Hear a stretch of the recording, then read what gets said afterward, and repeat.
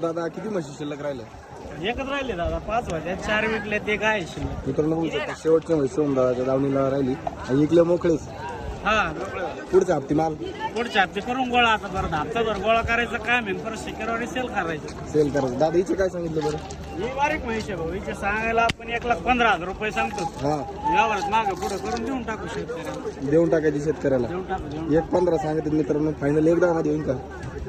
10 असं देऊ आपण, काय अडचण नाही. काय अडचण नाही. 10 वाल्याने बिंदास फोन करा. मित्रांनो असं बघू शकता अशा क्वालिटीचं म्हैस आहे. दुधाला किती चला ना? दुधाला जनावर कच्ची आहे. किती दिवस टाईम आहे अजून? 10-12 दिवस घेईन.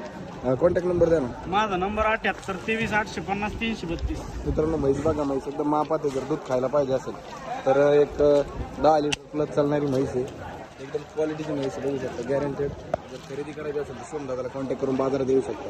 धन्यवाद दादा. धन्यवाद. जय महाराष्ट्र, जय शिवराय.